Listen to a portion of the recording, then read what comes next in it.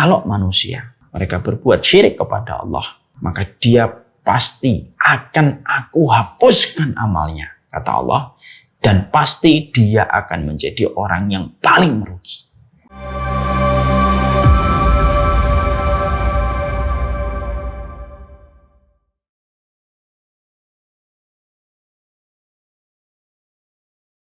Bismillah. Assalamualaikum warahmatullahi wabarakatuh. Innal hamdalillah wassalatu wassalamu ala Rasulillah wa ala alihi wa sahbihi wa man tabi'ahum bi ihsan ila yaumil qiyamah. Kepada seluruh penuntut ilmu yang hadir pada kesempatan siang kali ini, yang semoga Allah senantiasa kuatkan semangat kita. Majelis ilmu siang hari itu tidak mudah. Biasanya waktu siang hari itu waktu kailulah, waktu istirahat sejenak, karena memang setan itu tidak pernah tidur siang. Makanya kita diperintahkan untuk tidur siang. Tetapi kita merelakan waktunya, sebagian dari kita, untuk tidak istirahat, untuk tidak mengambil qailulah kita. Atau mungkin kita sudah mengambil qailulah itu sebelum zuhur. Dan kita mendatangi majelis ilmu. Dan ini merupakan sebuah perkara yang kita harapkan membawa kebaikan dalam kehidupan kita. Dengan ilmu yang kita peroleh, dengan ilmu yang kita dapatkan, maka sesungguhnya yang bengkok menjadi lurus, yang keruh menjadi bening, yang kotor menjadi bersih. Dan semoga yang asalnya kita tidak punya semangat, kita punya semangat. Yang asalnya kita tidak punya keinginan baik, hadirnya keinginan baik setelah kita mendapatkan ilmu. Maka semoga kita senantiasa diberikan kebaikan dalam setiap ilmu yang kita datangi dengan susah payah. Ada yang datang dengan susah payah, ada yang datang dengan perjuangan yang tidak tipis, tapi perjuangannya luar biasa besar. Dan kita berharap semoga ilmu ini membawa keberkahan di dalam kehidupan kita. Alhamdulillah, tentunya senantiasa kita bersyukur kepada Allah atas seluruh nikmat yang Allah berikan kepada kita.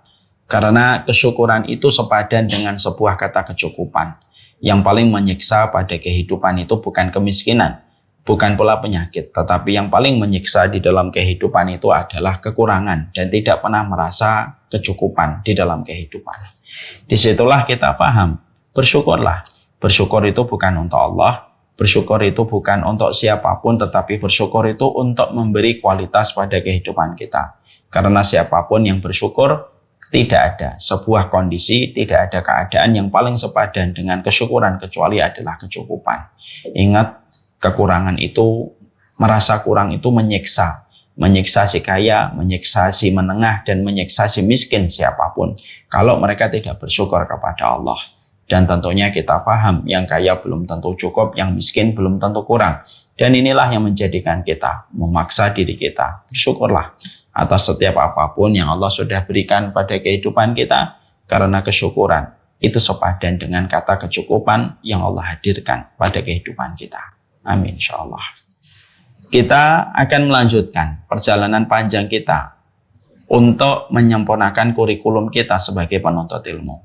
Tentunya kita paham sebagai penuntut ilmu, cara dan metode memilih ilmu yang kita kaji itu penting. Karena banyak sekali hari ini bertebaran para penuntut ilmu, tetapi ternyata tidak tahu bagaimana cara dan metode kita menuntut ilmu. Ada yang belajarnya pindah dari satu tema ke tema secara terus-menerus. Memang tidak menafikan kebaikan, tetapi belajar secara acak-acakan itu menjadikan tidak utuh apa yang kita pelajari. Inilah yang menjadikan kita mengetahui salah satu basic kurikulum bagi penuntut ilmu, bagaimana hendaknya mereka mempelajari ilmu secara runut dan sistematik. Dan salah satu di antara rumpun ilmu yang tidak boleh kelewatan bagi setiap para penuntut ilmu untuk belajar, yaitu materi tentang masalah tafsir.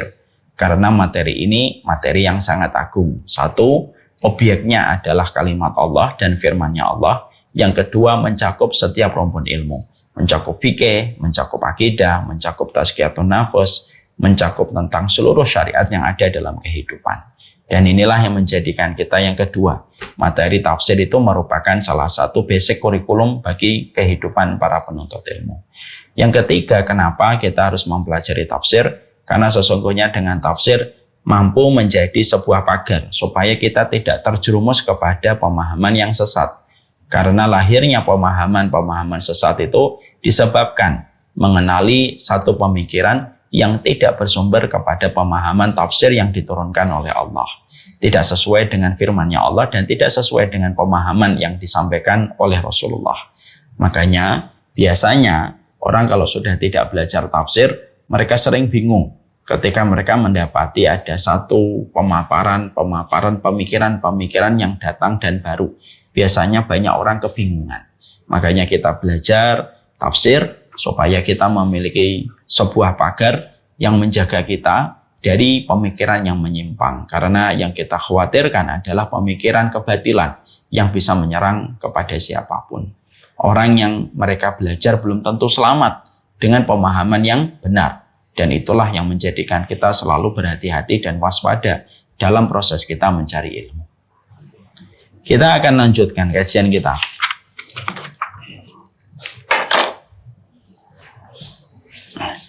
Kita akan melanjutkan tafsir surat Al-Asr. Surat Al-Asr ini merupakan surat yang pendek. Surat yang terdiri dari 3 ayat. Tapi surat ini memberikan kepada kita banyak petunjuk. Imam Syafi'i sekaliber beliau, sekelas beliau, sampai memberikan sebuah perkataan. Kalaulah Al-Quran hanya diturunkan melalui surat Al-Asr semata, itu pun sudah cukup bagi setiap umat untuk mendapatkan petunjuk. Karena kandungan yang ada pada surat Al-Asr itu tidak merupakan kandungan yang sepele, tetapi dia kandungan yang sangat luar biasa. Betul-betul berguna pada kehidupan setiap manusia. Kita kemarin sudah mempelajari tentang wal asri innal insana lafi khusr illa alladziina amanu wa amilus solihati wa tawassaw bil haqq wa tawassaw bis sabr. Kita kemarin mempelajari wal asri sudah, innal insana, sesungguhnya manusia berada di dalam kerugian, kecuali manusia yang mereka beramal solih. Ketika mereka beriman dan beramal solih, saling menasihati di dalam kebenaran dan saling menasihati di dalam kesabaran. Kita akan melanjutkan. Di dalam pembahasan kita yang terakhir, kita mempelajari bahwasanya salah satu di antara pusaran kerugian nyata yang bisa menimpa kepada siapapun, yaitu ketika manusia berjalan pada panggung kehidupan ini tidak tahu job desk apa yang harus dia lakukan. Akan selalu berada pada kerugian. Karena panggung dunia yang Allah berikan kepada kita, bukan hanya sekedar kita jalani. Tapi panggung dunia yang Allah berikan kesempatan kepada setiap manusia merupakan sebuah panggung yang harus diberikan ilmu. Dan kita harus tahu apa saja perkara yang harus kita jalankan menghindarkan kita dari berbagai macam kerusakan dan berbagai macam kerugian. Maka inilah yang menjadikan kita paham job desk-nya kita itu sederhana, Bapak dan Ibu. Apa job desk kita supaya kita tidak menjadi pelakon kehidupan yang rugi? Yaitu ketika kita beriman, lalu kita beramal solih. Disitulah kita paham, itulah job desk dalam kehidupan orang yang beriman. Itulah job desk bagi kehidupan manusia. Kamu beriman, bahwasanya kamu menetapkan Allah itu merupakan Rabb yang kamu sembah, dan tidak ada satupun syarikat dan tidak ada satupun tandingan yang kamu sembah, kecuali yang paling berhak disembah hanyalah Allah semata. Maka setelah kita beriman, maka kita melakukan amal solih. Kita kemarin sudah mempelajari pada pembahasan yang terakhir bagaimana amal solih. Kita tahu amal solih itu harus tergantung sama ilmu, amal solih itu harus karena amal solih itu yang paling utama berdasarkan kondisi dan keadaan. Dan kita sudah membahas beberapa hal yang berkaitan tentang amal solih. Karena amal solih itu merupakan visa. Amal solih itu merupakan sebuah lembaran yang bisa merupakan lembaran sakti yang bisa menyelamatkan kita dari sebuah kerugian di dalam kehidupan sebuah panggung yang bernama dengan dunia. Maka setelah kita mengetahui bahwasanya amal solih itu merupakan perkara yang bisa menyelamatkan kita selaku manusia dari kerugian di hadapan Allah Subhanahu wa taala, dan setiap amal soleh itu diberikan pengganti oleh Allah, diberikan pahala oleh Allah Subhanahu wa taala, maka yang juga kita harus waspada ketika kita membaca ayat ini adalah maka waspadalah terhadap berbagai macam perkara yang bisa menghilangkan amal soleh kita. Karena kalau kita hanya beramal solih, tapi ternyata kita tidak tahu perkara apa saja yang bisa menghilangkan amal solih kita, padahal amal solih itu merupakan bekal kita pada kehidupan sebuah panggung yang bernama dunia, tapi ternyata kita tidak waspada perkara apa saja yang menghilangkan amal soleh kita, hati-hati. Maka kita bisa berada pada sebuah kerugian, di atas kerugian. Kerugiannya menjadi kuadrat double. Kapan? Ketika kita menjadi manusia yang melakukan amal soleh, tapi ternyata kita tidak waspada bagaimana amal soleh itu bisa hilang. Ya?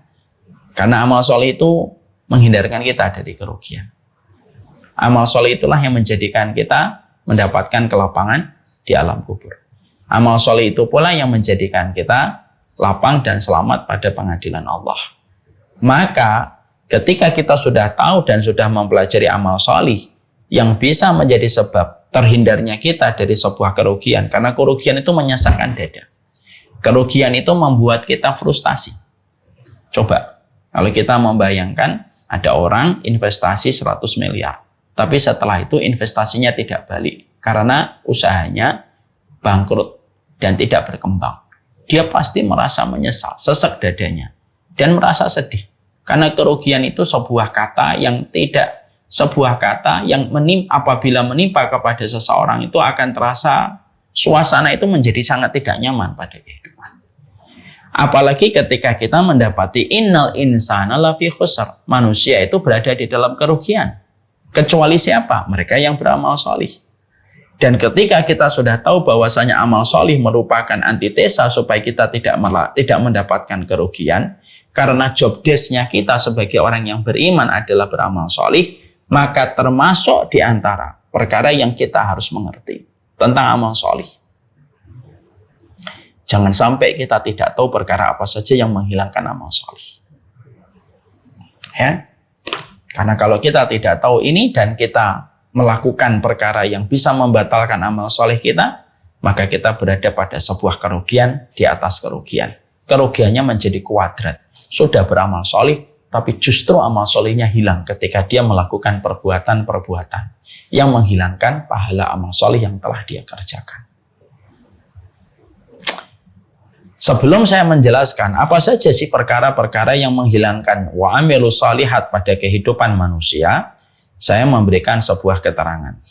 Bahwasanya Allah menyampaikan kepada kita pada surat Muhammad, ya ayyuhalladzina amanu atiiullaha wa rasulahu wa la tubtilu a'malakum. Allah menyampaikan kepada kita pada salah satu ayatnya, wahai orang yang beriman, taatlah kamu kepada Allah dan taatlah kamu kepada Rasul. Wala tubtilu a'malakum. Janganlah kamu membatalkan amal kamu sendiri. Allah juga menyampaikan pada ayat yang lainnya bahwasanya wala takunu kallatina qadat ghuslaha min ba'di quwwatin ankasa. Janganlah kamu sebagaimana seseorang yang waktu semalaman dia begadang untuk memintal satu pakaian, tetapi di pagi harinya apa yang dipintal dirusak oleh tangannya sendiri. Disitulah kita mendapati bahwasanya orang yang beramal soleh belum tentu selamat dari kerugian. Kalau dia tidak betul-betul menjaga amal solehnya sampai dia berjumpa dengan Allah. Karena ternyata ada perkara-perkara yang bisa merusak amal soleh. Makanya salah satu di antara wasiatnya Allah kepada orang yang beriman, jangan dibatalkan amal solehnya. Makanya Allah membuat perumpamaan yang sangat indah. Jangan kayak perempuan semalaman begadang dia memintal pakaian, tapi di pagi harinya dia rusak apa yang dia pintal semalaman dengan kedua tangannya. Lah ini kan memberikan kepada kita sebuah perenungan gitu. Berarti ketika kita membicarakan surat Al-Asr, innal insana lafi khusr illal ladzina amanu wa amilus shalihat, maka yang kita lakukan bukan hanya beramal soleh, tapi apapun yang telah kita lakukan di dalam amal soleh jangan sampai hilang dan jangan sampai batal. Karena ternyata di dalam ayat-ayat yang kita peroleh, tidak setiap amal soleh secara otomatis amal soleh itu menempel kepada kita, dan tidak secara otomatis amal soleh yang kita lakukan akan terus menemani kita. Karena banyak perkara yang bisa menjadi sebab rusaknya amal soleh yang telah kita lakukan. Pebisnis bukan hanya membuat inovasi di dalam bisnisnya supaya mendapatkan profit, tapi pebisnis itu juga harus siap berbagai macam kemungkinan buruk yang bisa menimpa dan bisa menghancurkan bisnisnya. Kalau pebisnis hanya pintar membuat inovasi, tapi pebisnis itu tidak hanya pintar membuat inovasi. Kalau pebisnis hanya pintar membuat inovasi, tapi dia tidak siap menghadapi turbulence kalau ada satu kejadian yang menimpa, maka bisnis tidak akan pernah bertahan. Karena kekuatan bisnis itu bukan hanya sekedar inovasi, tapi keluasan dan daya kenyal ketika menghadapi sebuah guncangan. Itu pun harus dipikirkan supaya bisnis itu tidak terkubur disebabkan karena perubahan kondisi dan keadaan. BB, BlackBerry, bisnis besar, tapi hancur ketika mereka tidak memiliki daya kenyal menghadapi perubahan situasi yang terjadi. Akhirnya orang yang asalnya dikuasai sama BB di seluruh dunia, lalu ketika mereka tidak siap dengan perubahan yang ada, maka perusahaan sebesar BlackBerry sekalipun akhirnya menjadi rusak dan akhirnya tenggelam. Nokia, perusahaan besar, pernah menguasai pasar dunia dan pernah menguasai market Indonesia. Tapi karena dia tidak siap dengan perubahan, Nokia digerus sama BB. Itu pula yang kita harus paham. Bahwasanya ketika kita memahami job desk-nya kita itu kan beramal solih. Iya, betul. Tapi ketika kita memahami job desk-nya kita itu beramal solih, kamu juga harus tahu, bukan hanya sekadar amal solih yang kamu lakukan, tapi juga kamu harus tahu perkara apa saja yang bisa merusak amal solih. Karena ketika perkara itu kita pahami dengan baik, kita bukan hanya beramal solih, tapi kita berupaya supaya menjaga amal solih kita tidak terbakar, tidak hangus, dan tidak sebagaimana pasir yang diletakkan di atas batu yang diterbangkan oleh angin. Ini yang kita harus paham. Makanya di sisi yang lainnya kita juga harus paham, tidak setiap orang yang beramal soleh itu beruntung. Selain dari penjelasan ayat yang tadi kita sampaikan, saya akan sampaikan banyak hadis. Hadis yang membuktikan perkataan itu adalah ketika Rasulullah bersabda, "Ruba shaimin laisa lahu min hadis yamihi illa juwal atos."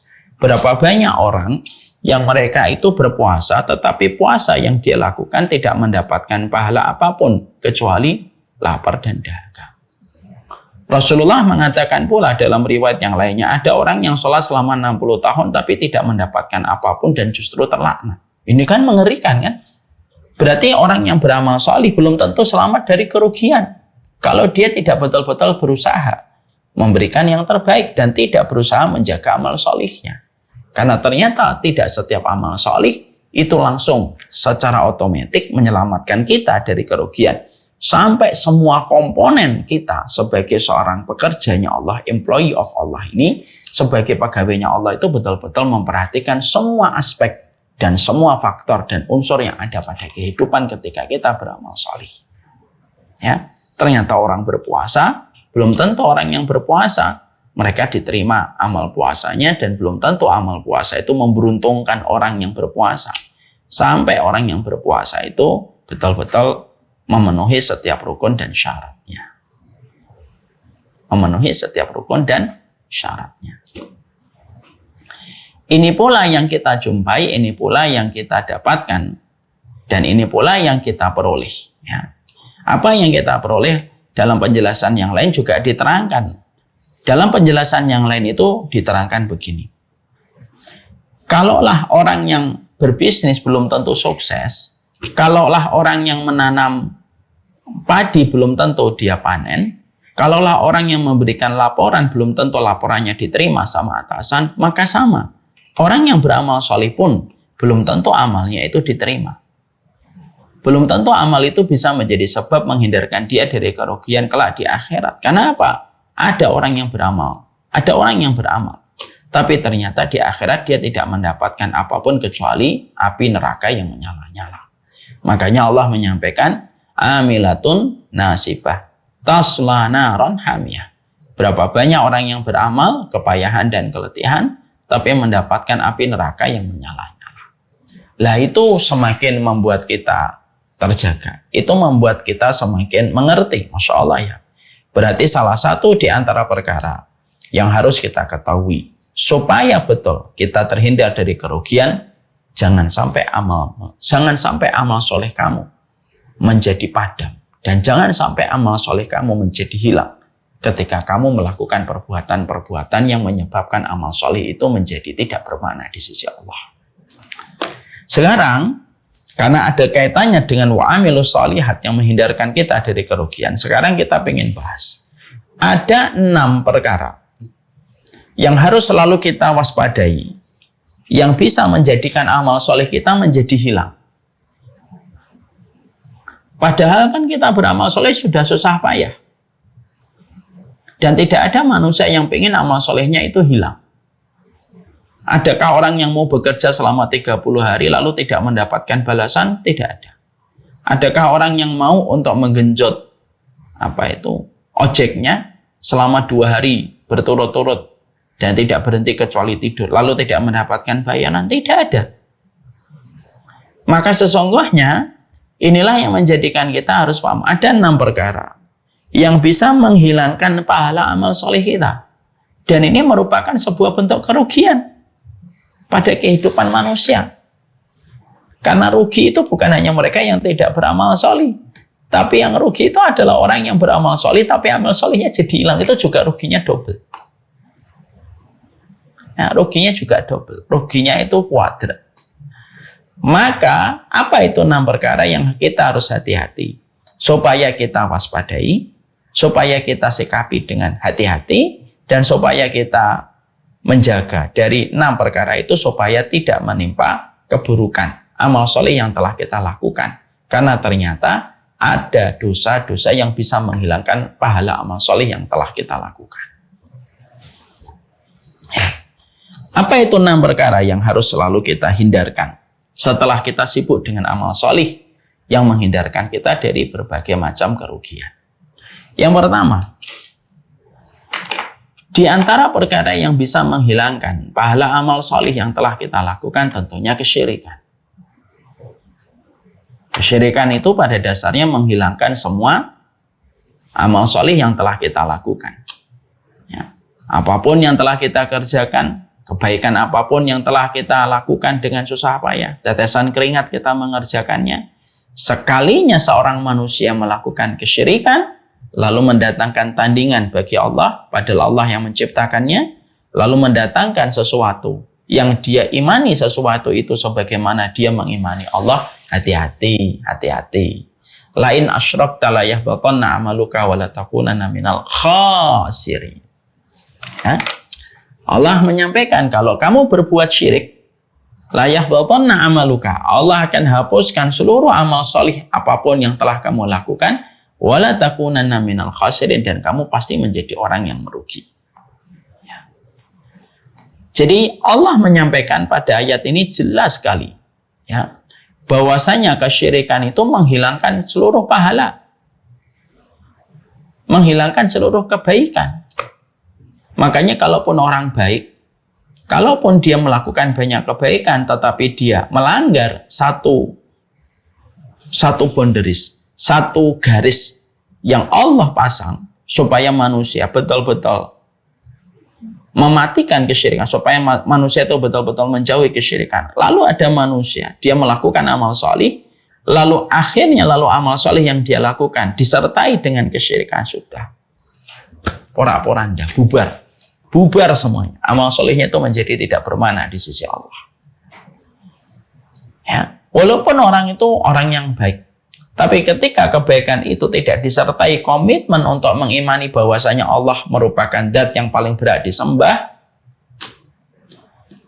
kebaikannya tidak bermakna di sisi Allah. Karena visa diterimanya amal soleh kita itu harus dalam kondisi kita beriman dan tidak pernah mendatangkan tandingan bagi Allah. Masih ingat kisah yang pernah saya sampaikan di sini? Ibu-ibu pasti pernah mendengar kata Abu Thalib, pamannya Rasulullah. Baik atau tidak baik? Baik. Membantu Rasulullah, membantu Nabi. Berkorban untuk Nabi Muhammad, berkorban. Pengorbanannya luar biasa. Bahkan beliau rela menjadi tameng hidup dan perisai hidup untuk Rasulullah. Dia rela menjadi perisai hidupnya Rasulullah SAW. Tapi apakah kebaikan yang dilakukan Abu Thalib diterima sama Allah? Tidak ada yang satupun yang diterima. Maka ketika Abu Thalib itu meninggal dunia, maka beliau ditempatkan di neraka yang tidak akan pernah dientaskan dan dikeluarkan dari neraka selama-lamanya. Bahkan Rasulullah SAW mengabarkan bagaimana seorang Abu Thalib mendapatkan syafaatnya Rasulullah itu pun tidak mengeluarkan beliau dari neraka. Maka kata Rasulullah SAW, beliau Abu Thalib ditempatkan di neraka pada neraka yang paling ringan. Yang apabila sifat dari neraka yang paling ringan itu, apabila asap dari neraka itu mencapai mata kaki Abu Thalib, maka saking panasnya asap itu datang dari jilatan api neraka, maka itu mendidihkan isi otaknya Abu Thalib. Naudzubillahi min dzalik. Itu memberikan kepada kita sebuah penjabaran. Itu jelas sekali. Ada orang yang beramal soleh, tapi terkadang tidak memiliki sebuah niatan dan komitmen kuat untuk meninggalkan kesyirikan. Ya tidak bisa ini. Tidak bisa. Karena amal soleh itu tidak bisa disatukan selama-lamanya dengan kesyirikan. Dia sebagaimana minyak dengan air, tidak bisa bersatu. Mau kita jadikan dia didorong, minyaknya didorong, airnya didorong, minyak dan air tidak akan pernah bertemu dalam satu pusaran.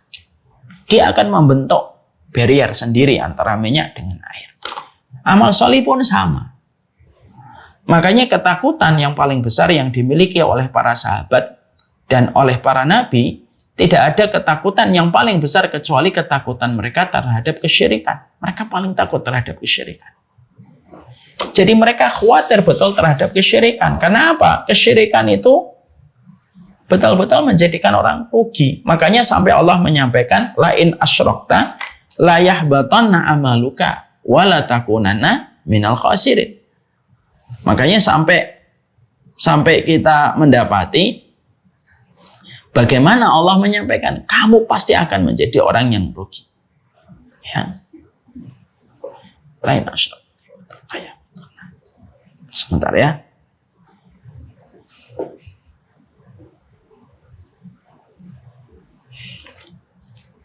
Makanya kita membaca di dalam surat Az-Zumar ayat 65. Ya. Sekali lagi kita buka surat Az-Zumar 65. La in asyrakta la yahbatanna amaluka wa la takunanna minal khasirin. Kalau kamu berbuat syirik, wahai Muhammad, maka aku hapuskan seluruh amalmu dan kamu pasti menjadi orang yang merugi. Kenapa Allah menutup surat Az-Zumar ayat 65 ini dengan perkataan kamu pasti akan betul-betul merugi? Karena memang kesyirikan itu hanya membuat kita itu rugi gitu. Karena setiap usaha, effort, ikhtiar, rangkaian apapun yang telah kita lakukan tidak akan pernah dinilai oleh Allah. Kenapa? Kenapa? Karena itu ketetapannya Allah. Karena visa yang diterima di akhirat itu visa keimanan. Iman itu artinya tidak berbuat syirik. Makanya didahului kan, ketika kita membaca di dalam surat Al-Asr, didahului kata amanu. Illal ladina amanu wa amilus shalihat. Didahului dengan kata amanu dulu. Amanu itu apa ya? Kamu berarti beriman. Karena kalau kamu tidak beriman, tapi kamu beramal sholih, nggak bermanfaat amal sholih kamu. Orang yang kufur sama Allah bangun masjid, tidak diterima amalnya di sisi Allah. Mungkin dibalas di dunia, tapi tidak dibalas di akhirat. Ada orang non-muslim tapi membantu fakir miskin, anak-anak muslim, atau membantu janda-janda muslimah. Kebaikan itu hanya berlaku di dunia, tapi tidak akan pernah berjalan pada kehidupan di akhirat. Makanya kalau kita membayangkan ayat surat Az-Zumar 65 yang tadi kita baca, kita baru membayangkan, oh kayak Abu Thalib. Separuh hidupnya membantu Nabi, separuh hidupnya dia tidak pernah lepas untuk selalu membackup Rasulullah, separuh dari hidupnya dia menjadi perisai hidupnya Rasulullah, tapi ternyata seluruh amal itu tidak ada yang diterima ketika dia tidak dalam kondisi beriman. Makanya hati-hati syirik.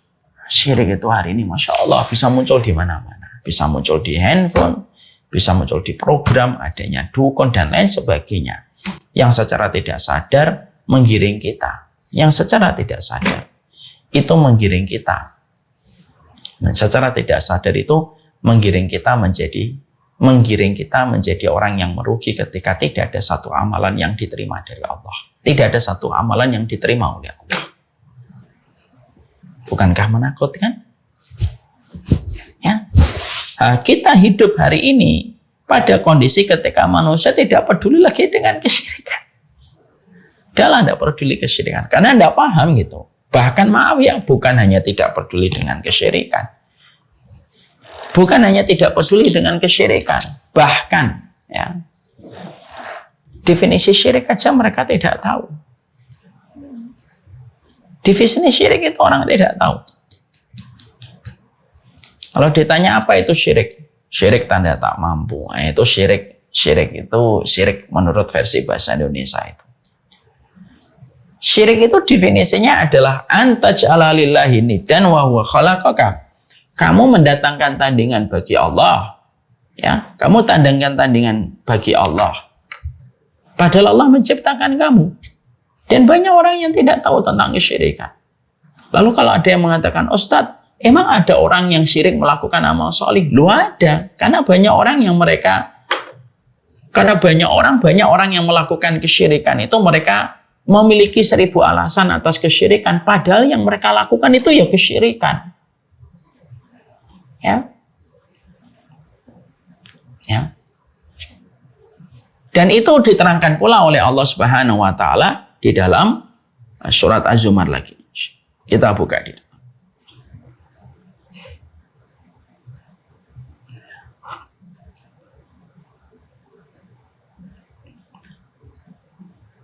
Ya, maaf. Di dalam surat Yunus, Allah menyampaikan kepada kita. Di dalam surat Yunus ayat yang ke-18,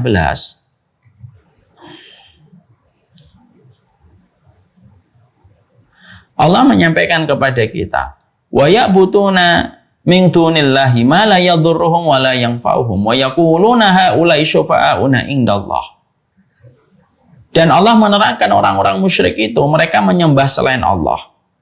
Di mana makhluk yang mereka sembah tidak mendatangkan madarat, tidak bisa menahan dari madarat dan tidak bisa mendatangkan manfaat. Wa yaquluna, dan mereka berkata, haula'i syufa'auna indallah. Ini bukan melakukan syirik, tetapi yang kami sembah itu merupakan syufa'auna, yang akan memberikan pertolongan kami nanti di sisi Allah. Apa yang kita dapatkan pada surat Al-Hajj ini?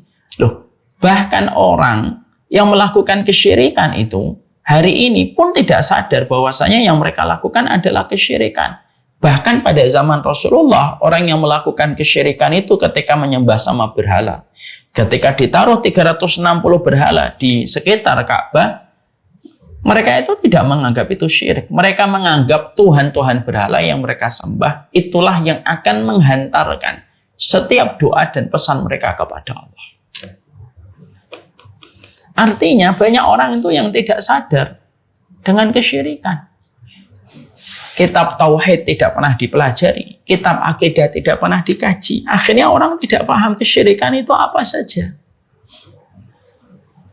Padahal pada zaman Rasulullah, orang-orang musyrikun Quraisy yang diperangi oleh Allah dan Rasulnya, itu mereka kenal Allah.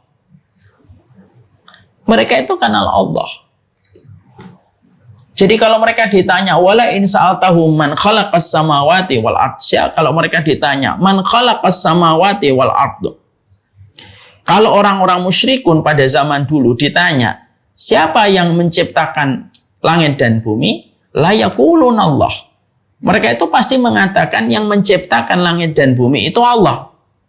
Jadi Abu Jahal itu kalau ditanya, ya, siapa yang menciptakan Allah? Abu Jahal, Abu Lahab itu kalau ditanya, siapa yang menciptakan langit dan bumi itu?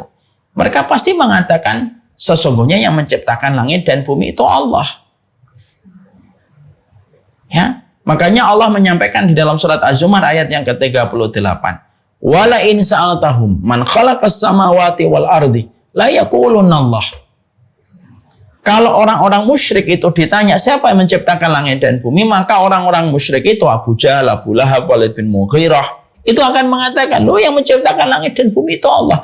Tapi kenapa orang musyrik itu meyakini bahwasanya Allah yang menciptakan langit dan bumi, tapi kenapa mereka tetap diperangi Allah dan Rasulnya? Bukan karena mereka mengingkari Allah, tetapi mereka mendatangkan tandingan bagi Allah. Itu masalahnya di situ. Dan akhirnya kesyirikan itu apa? Meluluh lantakan seluruh kebaikan mereka. Dan mereka menjadi orang yang diperangi langsung oleh Allah dan Rasul. Ya. Jadi di situ kita mendapati makanya banyak orang musyrik. Ya. Banyak orang musyrik itu sebelum datangnya Nabi Muhammad saja sudah menamakan anak mereka itu Abdullah. Namanya siapa? Abdullah. Abdullah itu artinya apa? Hamba Allah. Berarti culture-nya orang Quraisy itu sebelum diutusnya Nabi Muhammad, mereka itu sudah kenal Allah. Tapi mereka kenapa ditetapkan sebagai orang musyrik? Salah satunya di dalam surat Al-Bayyinah, bahwasanya innalladzina kafaru min ahlil kitabi wal musyrikin. Kenapa mereka disebut musyrik oleh Allah dan Rasulnya? Karena mereka tidak mau memurnikan ibadah mereka itu kepada Allah. Sehingga disitulah kita harus makin mengerti, hati-hati terhadap kesyirikan. Kesyirikan itu bisa datang dari apa saja. Kalau kita tidak berusaha betul menjaga keimanan, akidah dan tauhid yang Allah anugerahkan kepada kita. Iman, tauhid yang Allah anugerahkan kepada kita, itu jauh lebih berharga daripada dunia dan seisinya. Karena dunia dan seisinya ini, ketika hari kiamat datang, seluruh dunia dan isinya itu hancur. Dan tidak lagi ada yang bermanfaat dari dunia dan isinya. Tapi kalau seseorang memiliki tauhid, dia memiliki akidah, di mana tauhidnya, imannya, akidahnya tidak tercampur dengan kesyirikan, maka itu akan tetap awet dan abadi. Sampai dia berjumpa dengan Allah. Akidahnya pun akan menjadikan dia mendapatkan rahmat untuk memasuki surganya Allah. Ya. Makanya ibu-ibu, ya, saya sampaikan. Belajarlah akidah. Belajarlah tauhid. Yang kedua, teruslah kita meminta sama Allah. Supaya kita senantiasa diberikan oleh Allah perlindungan dari kesyirikan. Ya. Makanya salah satu doanya, mungkin ibu-ibu bisa mengikuti saya. Lafadzkan pelan-pelan. Allahumma inni a'udzubika minal kufri wasyirki. Minal kufri wasyirki. Ya Allah, aku berlindung diri kepadamu. Aku berlindung diri kepadamu dari kekufuran dan kesyirikan. Dan itu merupakan perkara yang harus senantiasa kita lazimi. Ya, karena kita tidak bisa menjamin iman yang telah kita miliki hari ini.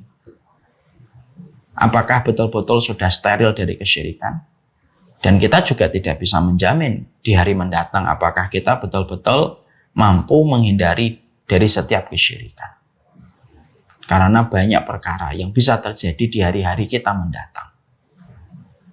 Dan keberuntungan adalah mereka yang senantiasa mampu menjaga akidahnya dan tauhidnya sampai dia berjumpa dengan Allah. Menjaga tauhid dan akidah itu tidak gampang. Ya. Makanya kita dapati ada orang yang asalnya beriman bisa menjadi murtad, hilang akidahnya. Ada orang yang asalnya menjadi muslim tetapi melakukan ritual kesyirikan, hilang keimanan yang ada pada dirinya. Maka itulah yang memahamkan kepada kita, hati-hati dengan syirik. Ya. Karena sesungguhnya syirik itu menghapuskan amal yang telah kita lakukan, menghapuskan kesolihan yang telah kita kerjakan. Hingga tidak tersisa sama sekali amal soleh itu di sisi Allah. Makanya tadi kita belajar, la in asyrakta la yahbatanna amaluka wa la takunanna minal khasirin. Makanya tadi kita betul-betul memahami betul dalam surat Az-Zumar 65. Kalau manusia mereka berbuat syirik kepada Allah, maka dia pasti akan aku hapuskan amalnya, kata Allah, dan pasti dia akan menjadi orang yang paling merugi. Ya. Dan itulah yang ada kaitannya dengan innal insana lafi khusr. Karena surat Az-Zumar 65 juga ditutup dengan sebuah akar kata yang dengan kata dan kalimat dengan kata yang sama. La in asyrakta la yahbatanna amaluka wa la takunanna minal khasirin. Kesyirikan. Hati-hati dengan kesyirikan. Yang kedua, yang menghilangkan amal salih manusia,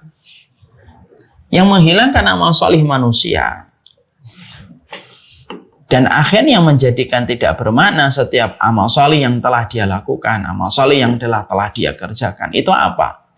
Yaitu kemunafikan. Kemunafikan itu merupakan salah satu di antara perkara yang menghilangkan amal salih yang dilakukan. Bagaimana seseorang itu berbalut dengan keimanan tetapi bersenjatakan dengan kekufuran pada hatinya. Dohirnya muslim. Tapi hatinya itu ya kayak hati orang-orang yang kufur kepada Allah.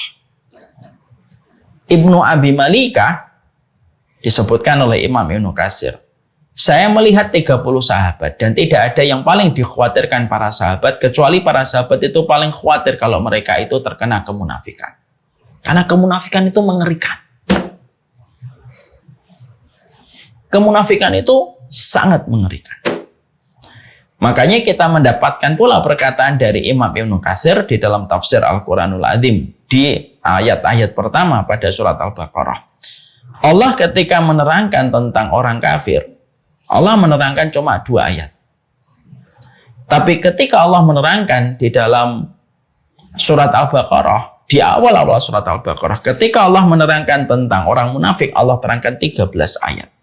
Kenapa porsi ayat untuk menjelaskan orang munafik itu jauh lebih banyak daripada porsi ketika Allah menerangkan tentang orang kafir? Saking begitu berbahayanya sifat kemunafikan.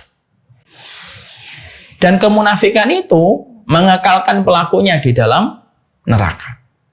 Walaupun dia mengatakan dirinya muslim. Makanya Allah menyampaikan di dalam surat An-Nisa 145, innal munafiqina fi darkil asfali minan nar. Orang munafik itu berada di dalam kerak neraka yang paling dalam. Jadi mereka itu berada di dalam kerak neraka. Dan kata Ibnu Abbas radhiyallahu anhu, orang munafik itu berada di dalam kerak neraka lebih dalam daripada posisi dan kedudukan Yahudi dan Nasara. Dia ditaruh di dalam keraknya neraka. Di dalam kerak neraka itu pun ditutup dan tutupnya tidak akan pernah dibuka selama-lamanya. Mana bagian periuk yang paling panas? Bukan permukaan, tapi yang paling bawah. Mana yang paling menakutkan dari nerakanya? Fit darkil asfal, itu yang paling mengerikan dari neraka. Di dalam kerak neraka itulah orang-orang munafik nanti ditaruh. Dan tidak sama sekali diterima amal soleh yang telah mereka lakukan dan telah mereka kerjakan. Ya.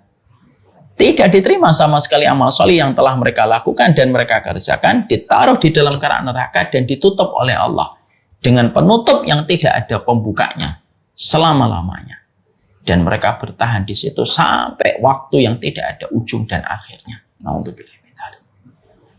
Ya.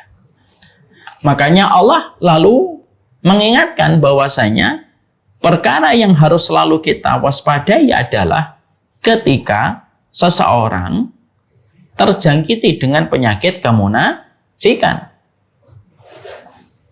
Ya. Karena perkara inilah kerugian yang paling nyata. Makanya Allah menerangkan kepada kita pada surat Muhammad ayat yang ke-9. Ya. Dalika bi annahum karihu ma anzalallah fa ahbata a'malahum. Allah menerangkan di dalam surat Muhammad ayat yang ke-9. Dalika bi annahum. Orang-orang munafik itu walaupun zahirnya Islam, tapi mereka itu benci sama hukum Islam. Walaupun mengaku dirinya muslim. Kalau ditanya kamu muslim, muslim. Saya muslim. Tidak usah kamu ragukan keislaman saya. Tapi karihu ma anzalallah fa ahbata amalahum. Tapi mereka itu nggak suka terhadap syariat dan hukum yang Allah turunkan. Fa ahbata amaluhum. Maka Allah menutup ayat Yang kesembilan pada surat Muhammad dengan sebuah keterangan dan kondisi yang mengerikan. Fa'ahbata a'malahu. Aku hapuskan amal soleh yang mereka lakukan. Jadi An-Nisa 145 digandeng dengan surat Muhammad ayat yang ke-9. Makanya akhirnya kemunafikan itu merupakan sebuah penyakit serius, kronis. Ibarat penyakit, dia sama dengan penyakit kanker stadium 4. Na'udzubillah min dzalik. Nasallallahu alaihi wasallam. Karena itulah yang menjadikan seseorang itu tidak akan pernah diterima amal solihnya. Kemunafikan yang kita tadi jabarkan dari semenjak poinnya, itu kemunafikan i'tiqadi. Kemunafikan itu dua, Bu. Ada kemunafikan, ya, kemunafikan amali. Munafik amali itu munafik yang tidak sampai parah. Munafik amali itu apa, Ustaz? Kalau ngomong bohong, kalau janji dikhianati, kalau diberikan amanah berkhianat. Itu munafik amali, munafik amal. Tapi ada munafik subversif, munafik hati, keyakinan. Gimana sifatnya? Dia benci kepada Rasulullah. Dia benci kepada apa yang diajarkan oleh Rasulullah. Dia tidak suka dengan apa yang diturunkan dalam syariatnya Allah kepada Nabi Muhammad dan kepada orang beriman. Dia nggak suka. Maka orang yang semacam ini terkategori sebagai orang yang tertuduh menjadi munafik di sisi Allah, bukan di sisi kita. Dan akhirnya kemunafikan itu ketika mereka membenci sebagian syariat, kalau bicara hukum, dia berani melampaui batas, tidak peduli apapun yang dikatakan ketika berhadapan dengan Allah, mengejek, mengolok-olok tentang syariatnya Allah, mengolok-olok tentang hukum Allah, mengolok-olok tentang apa yang dijelaskan oleh Rasulullah. Orang yang semacam ini terkategori masuk kepada pusaran yang disebut dengan kemunafikan. Sehingga ketika sudah masuk pada kategori yang masuk kepada kategori kemunafikan, sebagaimana yang Allah sampaikan di dalam surat Muhammad yang tadi kita sama-sama baca. Dzalika bi annahum karihu ma anzalallah fa ahbata amalahum. Karena kamu membenci apa yang Allah turunkan, maka Allah tidak segan-segan menghapuskan amal soleh yang kamu lakukan. Ibu ingat ada seseorang yang bernama Abdullah bin Ubay? Abdullah bin Ubay, Masya Allah. Apa kurangnya Abdullah bin Ubay? Abdullah bin Ubay itu beriman sama Rasulullah. Dia beriman pada masa Rasulullah. Ya, hidup pada masa Rasulullah, bertetangga dengan Rasulullah, melihat bagaimana Quran diturunkan, dan melihat para sahabat-sahabat yang dijamin surga. Tapi kenapa Abdullah bin Ubay itu tidak diterima sama sekali imannya, dan sama sekali permintaan ampunan kepada Abdullah bin Ubay tidak pernah diterima sama Allah? Karena dia dikategorikan munafik. Kenapa? Dohirnya dia mengatakan beriman kepada Nabi Muhammad, tetapi hatinya itu benci kepada Muhammad, dan apapun yang dikabarkan oleh Nabi Muhammad dia tolak. Ada nggak orang muslim yang bisa memiliki kategori munafik? Banyak bisa. Na'udzubillah min dzalik, dan semoga kita pun juga selalu waspada dan hati-hati. Tidak boleh kita merasa aman dari kemunafikan. Jadi kalau ada profil-profil manusia yang mereka sering bersumpah bahwasanya saya ini muslim, tapi komentarnya, ketikan tulisannya itu memframing Islam, mendiskreditkan Islam, justru dia menampakkan ketidaksukaan kepada apapun syariat yang datang dari Al-Quran dan Sunnah, maka itu terkategori bahwasanya dia telah memiliki sebuah sifat kemunafikan. Dan kemunafikan itu menghapuskan amal. Sebagaimana amal solehmu, sebagaimana dan selayak pasir. Diletakkan di atas batu, lalu angin kencang meniupnya. Tidak tertinggal satupun pasir itu di atas batu tersebut. Dan itulah kondisi mereka yang melakukan kemunafikan. Makanya orang-orang munafik mereka akan mendapatkan adab kubur yang panjang sekali sampai hari kiamat datang. Dan orang-orang munafik pada waktu nanti hari kiamat mereka tidak memiliki cahaya ketika semua orang berjalan dengan cahaya yang Allah berikan. Dan orang munafik padam cahaya. Makanya maaf ya, kalau diterangkan oleh Imam Ibnu Katsir, penyebab orang itu bisa menjadi munafik itu apa, Ustaz? Biasanya faktor dunia. faktor jabatan, dan biasanya faktor kekuasaan yang pengen dia peroleh. Makanya sampai diterangkan oleh Imam Ibnu Katsir, munafik itu dua. Munafik muqallid, ya, dan munafik yang sifatnya adalah ru'asa atau zu'ama. Dia pemimpin kemunafikan. Dan biasanya kemunafikan itu apa? Menyelamatkan duniawi, menyelamatkan finansial, mendapatkan jabatan, mendapatkan kekuasaan, walaupun dengan itu harus membeli dengan sebuah harga yang sangat mahal, yaitu menghancurkan kebenaran. Ya. Maka itulah perkara yang akhirnya sejatinya bisa menghapuskan setiap amal soleh yang dilakukan oleh manusia. Walaupun dia berbuat amal soleh. Jangan dikira orang munafik itu tidak beramal soleh. Orang munafik itu beramal soleh. Mereka sholat. Wa idza qamu ila sholati qamu kusala. Kalau mereka bangun untuk sholat, mereka bangun tuh dalam kondisi malas-malasan, tapi pada dasarnya mereka itu sholat. Tapi sholatnya dalam kondisi mereka itu membenci dan tidak terlalu suka dengan sholat itu. Wa idza qamu ila sholati qamu kusala. Kalau mereka dalam kondisi melaksanakan sholat, mereka itu melaksanakannya dalam kondisi mereka bermalas-malasan. Sebagaimana yang Allah terangkan di dalam surat An-Nisa 142. Innal munafikin yukhadi'una Allah wa huwa khadi'uhum wa idza qamu ila sholati qamu kusala yura'una an-nasa wa la yadhkuruna Allah illa qalila. Insyaallah. Orang munafik itu mereka menipu Allah, berusaha menipu Allah. Tapi Allah menipu mereka. Kalau mereka sudah wa idza qamu ila sholati, kalau mereka sudah berdiri untuk sholat, mereka berdiri dalam kondisi malas. Kalaupun semangat, yura'unan nas, karena mereka dilihat manusia. Wala yadhkurunallaha illa qalila, dan mereka tidak ingat Allah kecuali sedikit saja. Dan itulah yang menjadikan akhirnya salah satu tanda orang munafik. Orang munafik sholat, orang munafik juga puasa, orang munafik bisa haji dan umrah. Bahkan orang munafik pada zaman Nabi itu membangun masjid. Namanya Masjid Diror. Masjid yang dibangun untuk menandingi kebenaran yang Allah sampaikan kepada Rasulullah. Tapi semua amal salihnya itu tidak ada satupun yang berharga dan tidak ada satupun yang diterima oleh Allah. Hati-hatilah terhadap kemunafikan. Hati-hati betul terhadap kemunafikan. Ya. Yang ketiga, maka sebelum kita membahas yang ketiga, maka salah satu di antara hal yang kita harus paham, kita harus selalu memohon perlindungan kepada Allah. Supaya kita jangan sampai terkena sindrom MTS. MTS itu bukan madrasah sanawiyah. MTS itu munafik tanpa sadar. Hati-hati. Makanya yang kita lakukan dan kita harus selalu perhatikan adalah kita senantiasa memberikan kepatuhan tanpa syarat, memberikan ketaatan tanpa tapi kepada setiap ketetapan hukum dan syariat yang Allah berikan pada kehidupan kita. Kalaupun ada di antara ibu-ibu ataupun di antara saudara-saudara kita berhadapan terhadap satu hukum, berhadapan dengan satu syariat, kok belum bisa melakukan? Tidak apa-apa kalau memang belum mampu. Tapi jangan pernah membenci syariat hanya karena kita belum bisa melakukan.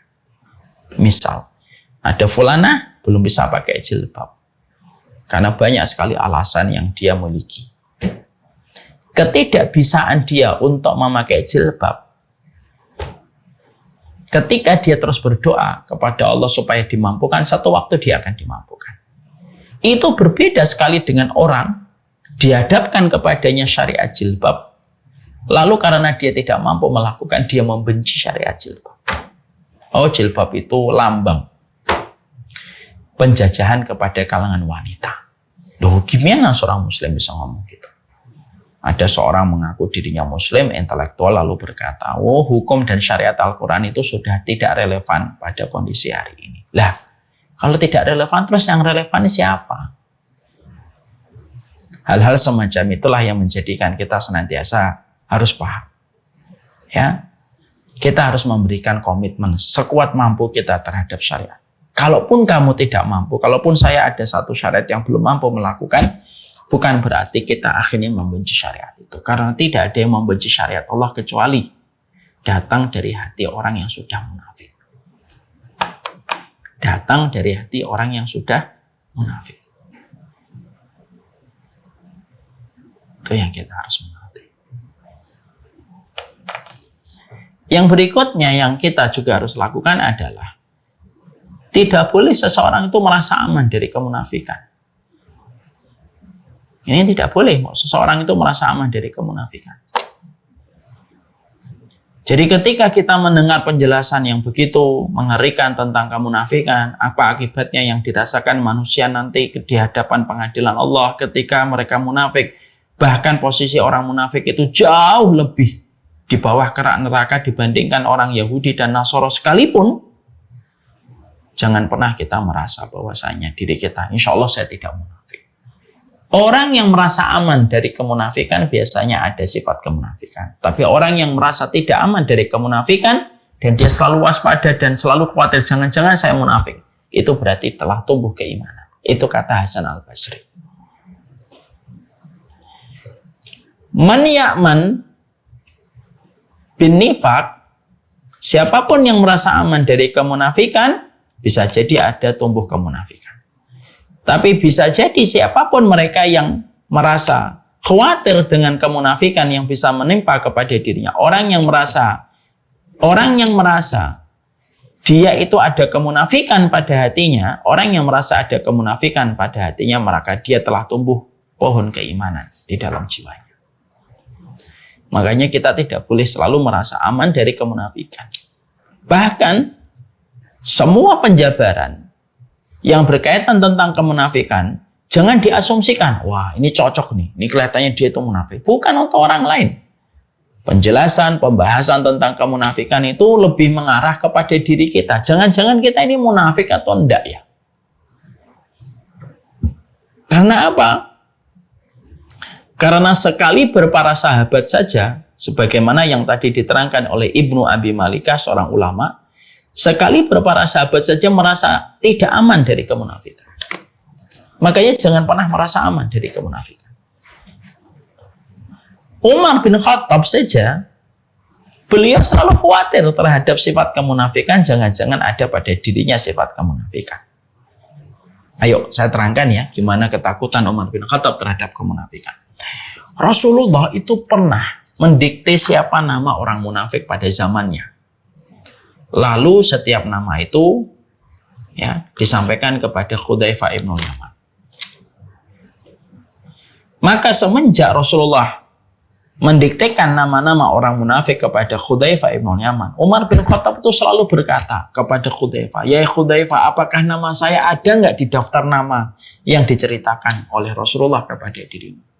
Hudzaifah itu kan saking menjaga rahasia karena amanahnya Rasulullah tidak boleh diceritakan. Hudzaifah mengatakan, saya tidak akan menceritakan itu wahai Umar. Karena didesak terus. Akhirnya pada satu waktu Hudzaifah berkata, kamu bukan termasuk orang munafik itu wahai Umar. Masya Allah. Setingkat Umar. Jadi ketika beliau mendengar kabar Nabi itu mendiktekan deretan nama orang munafik yang hidup pada zaman Nabi kepada Hudzaifah, maka Umar bin Khattab itu terus bertanya karena beliau itu khawatir jangan-jangan saya ini termasuk nama yang didiktekan kepada Hudzaifah. Maka akhirnya Umar bin Khattab pun selalu melihat kalau ada berita orang meninggal dunia di kota Madinah, maka yang dilihat oleh Umar bin Khattab itu Hudzaifah. Hudzaifah ikut menyolati enggak? Kalau Hudzaifah ikut menyolati, Umar bin Khattab ikut menyolati. Tapi kalau Hudzaifah tidak ikut menyolati, Umar bin Khattab tidak mau menyolati. Lu setingkat Umar bin Khattab saja tidak merasa aman dari kemunafikan. Jadi penting bagi kita bahwasanya dalam pembahasan kita yang kedua dan pembahasan yang pertama syirik dan kemunafikan, jangan pernah pada dua poin itu kita merasa aman. Insya Allah lah saya enggak. Jangan pernah merasa aman dari sesuatu. Orang yang mereka itu merasa aman dari sesuatu yang menakutkan biasanya akan tertimpa dengan apa yang menakutkan itu. Tapi ketika kita waspada dalam konteks yang positif, bahwasanya kita khawatir akan terjangkiti dengan kemunafikan dan kesyirikan, dan itu yang menjadikan kita terus berupaya supaya kita menghindari sifat-sifat kemunafikan yang ada di dalam kehidupan kita, maka persis apa yang dikatakan oleh Hasan Al-Basri. Orang yang selalu merasa khawatir terhadap kemunafikan karena dia takut kepada kemunafikan berarti telah tumbuh cabang keimanan pada hatinya. Ya. Masya Allah ya. Dan yang terkadang sangat mengkhawatirkan itu apa? Rasulullah juga mengatakan dalam satu riwayat yang sahih. Apa yang dikatakan oleh Rasulullah? Aksaru munafiki hadhil ummah qurra'uha. Makanya Rasulullah Shallallahu Alaihi Wasallam sampai mengatakan kepada kita, aksaru munafiki hadhil ummah qurra'uha. Sesungguhnya munafik yang paling banyak di antara umatku adalah mereka yang menghafalkan Al-Quran. Ini menjadi tambahan sekali lagi kita untuk merenung. Ya Allah, orang yang menghafalkan Quran aja belum tentu mereka selamat dari kemunafikan. Padahal menghafalkan Al-Quran. Sampai Nabi mengatakan, aksaru munafiki hadhil ummah qurra'uha. Munafiknya umat ini kebanyakan dari mereka yang hafal Al-Quran. Itu semakin menjadikan kita harus tambah kewaspadaan kita. Kemunafikan itu termasuk salah satu penyakit yang kita tidak boleh melewatkan satu hari kecuali berlindung dari kemunafikan. Itu yang kedua. Yang ketiga, yang bisa menghapuskan amal soleh kita dan menjadikan kita khusrin, rugi, yang ketiga 456, insya Allah kita akan bahas pada pertemuan selanjutnya. Jadi semoga tadi seluruh para ibu-ibu memahami ya, kaitannya surat Al-Asr. Wal asri innal insana lafi khusr. Sesungguhnya manusia berada di dalam kerugian. Yang rugi bukan hanya mereka yang tidak mengetahui job desk-nya untuk beramal salih. Tapi termasuk yang double kerugiannya adalah mereka yang senantiasa beramal solih, tetapi mereka menerjang setiap amal solih yang mereka lakukan dengan berbagai macam perkara yang bisa menghapuskan amal solih yang telah mereka lakukan. Hati-hati. Jangan sampai kita hidup tidak beramal solih karena tugas kita sederhana, beramal solih. Hati-hati pula terhadap perkara yang bisa memadamkan amal solih kita sebagai manusia. Sallallahu ala nabiyina Muhammad walhamdulillahirabbil alamin. Ini yang dapat saya sampaikan.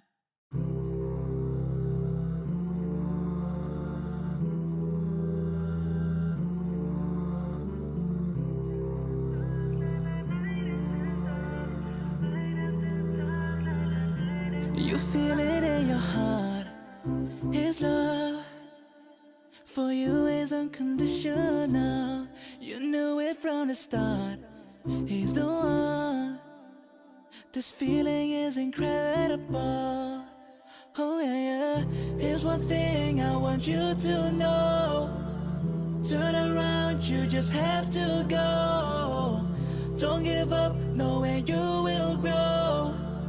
Life's a test and he will show you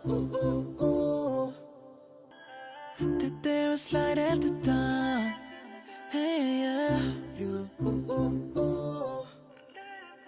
That there is light after dawn.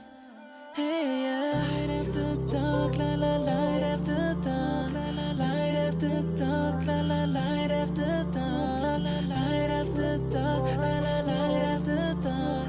Light after dark, la la, light after dawn. Oh, when I make a wish, I know you hear me loud and clearly. Oh, Allah, when I make a wish, I know you hear me loud and clearly. Oh, oh, oh, oh, oh,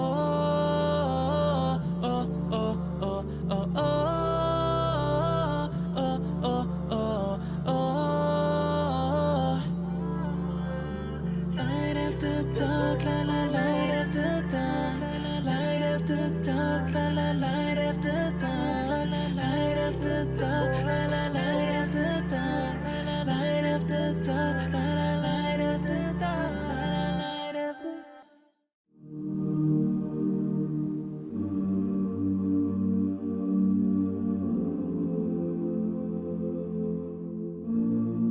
been holding for so long. Scared I might slip away. Sometimes I just feel so lost, but I know that I'll find my way.